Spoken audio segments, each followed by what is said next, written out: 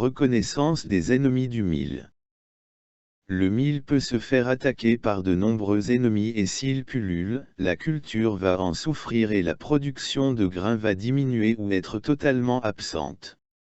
Pour protéger de manière efficace le mil de ses ennemis, il faut pouvoir reconnaître l'ennemi qui l'attaque.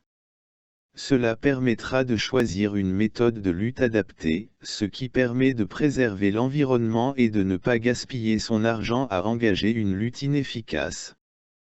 Le mil peut être attaqué par 3 types d'ennemis, de petits animaux appartenant au groupe des insectes, des maladies et des plantes parasites. La courtilière est de couleur brune, elle se reconnaît par ses pattes avant qui sont fortes et larges, adaptées au creusage de galeries dans le sol où elle vit. Elle fait des dégâts aux plantules en les sectionnant au ras du sol.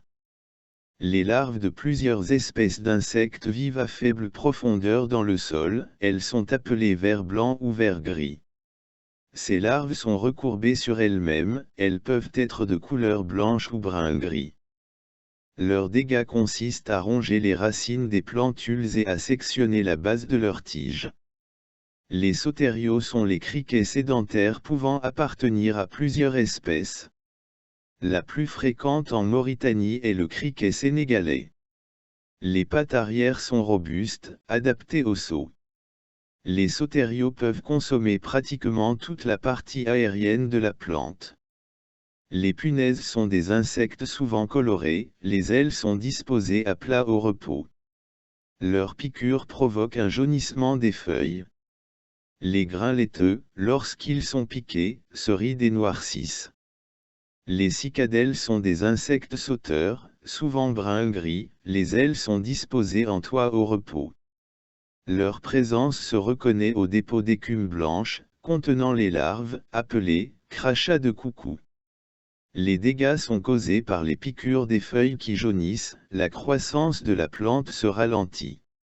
Les pucerons sont de petits insectes verts ou colorés se développant en colonies sur la face inférieure des feuilles. Ils font des dégâts en piquant les feuilles et en suçant la sève des plantes, provoquant des décolorations, des déformations ou des enroulements des feuilles, qui peuvent ensuite se dessécher.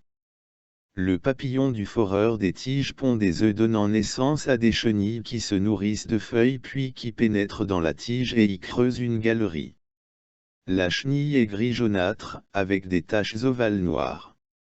Les dégâts se manifestent par la formation de cœurs morts, signifiant que l'épi ne se forme pas et qu'il y a des thalles qui se développent mais qui restent stériles.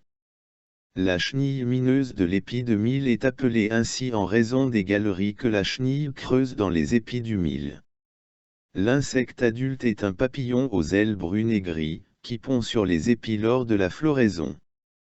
Après éclosion des œufs, les chenilles, de couleur verdâtre jaunâtre, puis rougeâtre, se développent dans les épis durant 1 mois.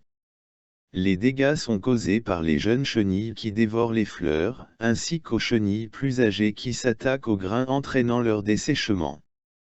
L'insecte adulte de la cécidomie du mil est une petite mouche brunâtre.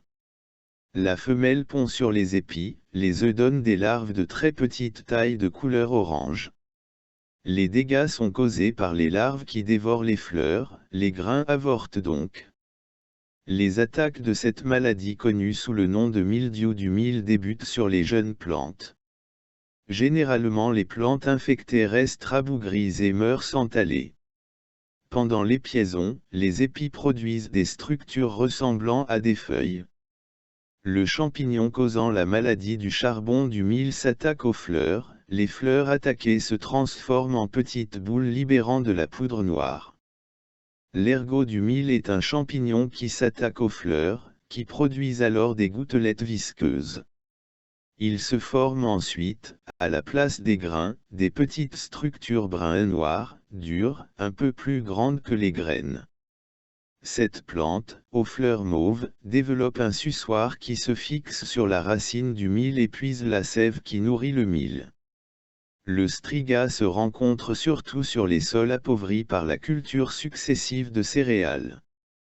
Cette vidéo a été réalisée dans le cadre du programme de coopération entre la République islamique de Mauritanie et l'Union européenne, pour le renforcement institutionnel en Mauritanie vers la résilience agricole et pastorale, le RIMRAP, et en particulier sa composante recherche et formation, soutenue financièrement par la GIZ et mise en œuvre par AFC.